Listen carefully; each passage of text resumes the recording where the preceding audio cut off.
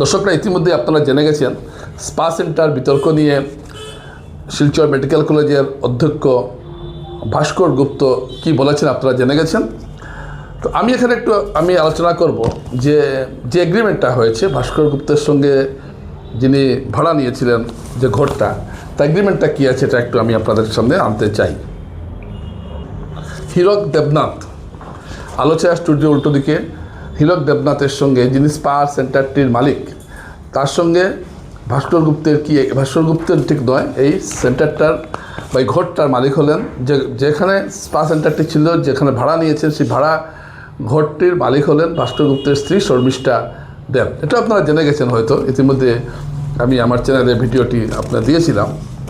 তো আমি এখানে একটু এগ্রিমেন্টটা দেখতে চাইছি। এগ্রিমেন্টটা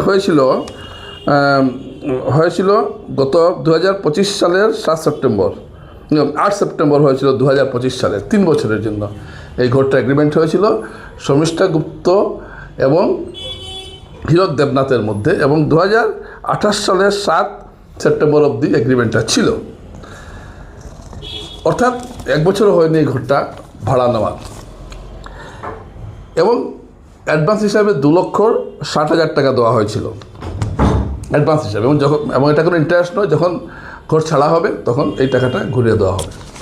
ইতিমধ্যে গত 25 তারিখ যে ঘটনাটি ঘটে গেছে, এবং এগ্রিমেন্টের একটা জায়গায়, এগ্রিমেন্টে অনেক কিছু লেখা থাকে আপনারা জানেন, একটা জায়গায় লেখা আছে যে কোনো ধরনের, আমি একটু পড়ছি, the tenant shall not use the tenant premises for illegal activities, অর্থাৎ কোনো ধরনের বেআইনি কার্যকলাপের জন্য ভাড়াটে এই ঘরটা ইউজ করতে পারবেন না, এটা এগ্রিমেন্টে লেখা রয়েছে। এবং এরকম যদি কোনো কমপ্লেন মল ম্যানেজমেন্ট কমিটির কাছ থেকে পাওয়া যায়, তাহলে সঙ্গে সঙ্গে তাকে টার্মিনেট করা হবে, এটা কিন্তু এগ্রিমেন্টে লেখা আছে। এবং এখানে আরেকটা পরিষ্কার কথা লেখা আছে, women related business which would requires using the premises for rendering sexual services, অর্থাৎ মহিলা সংক্রান্ত, যৌনতা সংক্রান্ত যদি কোনো অপরাধ বা এখানে ঘটনা যদি পাওয়া যায়, তাহলে সঙ্গে সঙ্গে টার্মিনেট করা হবে।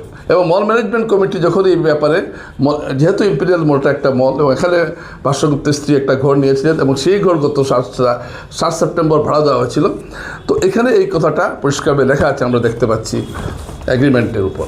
তো এখানে একটা প্রশ্ন, এবং ওই 26 তারিখে যেদিন ঘটনা ঘটে, অর্থাৎ যেদিন পুলিশ রেড করে, এই দিনই বিকেলবেলা একটি নোটিশ জারি করে Sharmistha Gupta, Hirak Debnath, son of late Haradhan Debnath, opposite of hospital road, opposite of Alochana studio, post office Silchar, mobile number 70020543, এই নাম্বারে তিনি the deed of tenancy agreement termination of the tendency, অর্থাৎ একটি চিঠি জারি করে, একটি নোটিশ জারি করে তিনি এই যে এগ্রিমেন্টটা, অবৈধ এগ্রিমেন্টটা তিনি ভেঙে দিয়েছেন, অর্থাৎ যে 3 বছরের যে এগ্রিমেন্টটা ছিল সেটা শেষ করে দিয়েছেন, এবং সেটা তিনি টার্মিনেট, অর্থাৎ যে এগ্রিমেন্ট তিনি বাতিল করে দিয়েছেন যেদিন ঘটনাটা ঘটেছে মল ম্যানেজমেন্ট। এবং তো এই হলো এগ্রিমেন্টের বিষয়বস্তুটা। তো এগ্রিমেন্ট যদি আমরা দেখি, তাহলে এখানে আমরা দেখতে পাচ্ছি যে এই ধরনের কোনো কাজ হলে সঙ্গে সঙ্গে ব্যবস্থা নেওয়া হবে, এটা লেখা আছে এখানে, এবং অ্যাকর্ডিংলি এবং সেই মতো ব্যবস্থা নেওয়া হয়েছে। কিন্তু একটা প্রশ্ন সুশীল সমাজ থেকে উঠে আসছে যে এই বিষয়টা কি আগে জানা যায়নি। এখন আমরা সাংবাদিক সম্মেলনে জিজ্ঞেস করেছিলাম ডাক্তার ভাস্কর গুপ্তকে যে আপনি কি জানতেন না যে ধরনের কাজ হচ্ছে? তিনি এবং স্যার দুজনেই বলেন না, তারা এটা জানেন না, এটা হলো ঘটনা। এখন আইনিভাবে যদি আপনি দেখেন, তো আইনিভাবে আমি এটা কী হবে, এটা আইনের ব্যাপার, কিন্তু এই স্পষ্টীকরণটা এগ্রিমেন্টটাই ভালো করে আপনার জন্য এই জন্য আনলাম যে বিষয়টা জানা উচিত যে এগ্রিমেন্টটা কী আছে, এবং এই টেনেন্টকে টার্মিনেট করা হয়েছে, এটা একটা ঘটনা। দর্শকরা, আমি গতকাল বলেছি যে এই স্পা নিয়ে যেটা চলছে, এটা কিন্তু একটা, দেখুন, ভাড়া ঘরে কী হচ্ছে না হচ্ছে এটা দেখার দায় কিন্তু মালিকের আছে। সেই জায়গা থেকে আমরা ডাক্তার ভাস্কর গুপ্তকে উচিত ছিল এটা খবর রাখাটা, এটা ঠিক। কিন্তু সঙ্গে সঙ্গে এটাও ঠিক যে আজ এত যে আপনারা দেখছেন মল যতগুলো চলছে, কেউ না কেউ ভাড়া দিচ্ছে, সবসময় মালিকের পক্ষে সম্ভব হয় না ভাড়াটা কী করছে সেটা দেখার, যার জন্য অনেক ক্ষেত্রে মালিক টালিকরা ফাঁসেনও।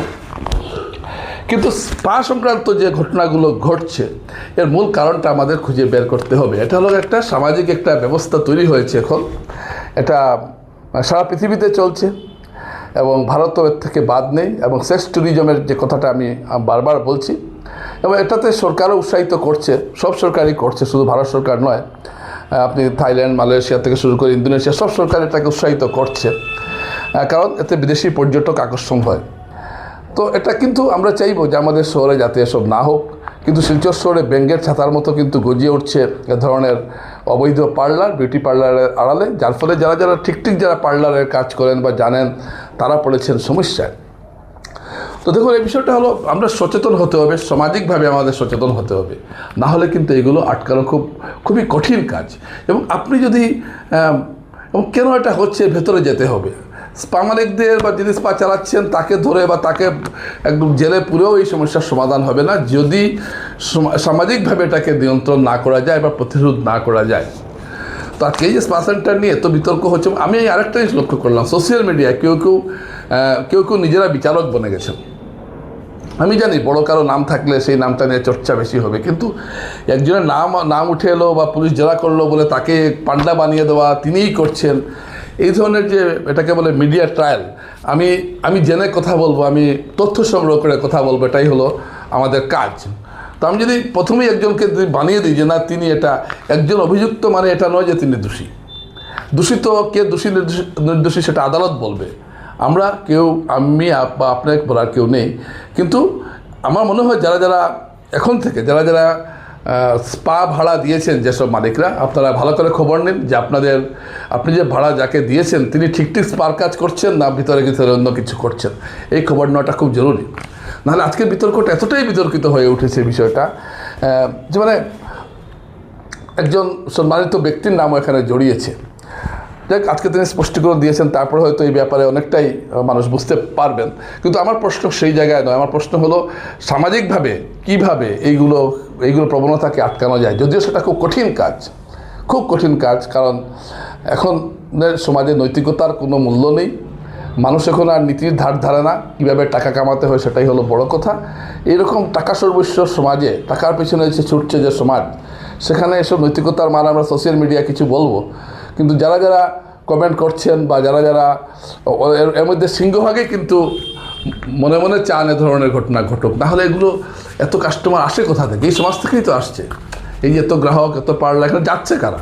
আমাদের এই সমাজেরই লোকরা যাচ্ছে। তো এটাও একটা মনে রাখার বিষয়। ধন্যবাদ।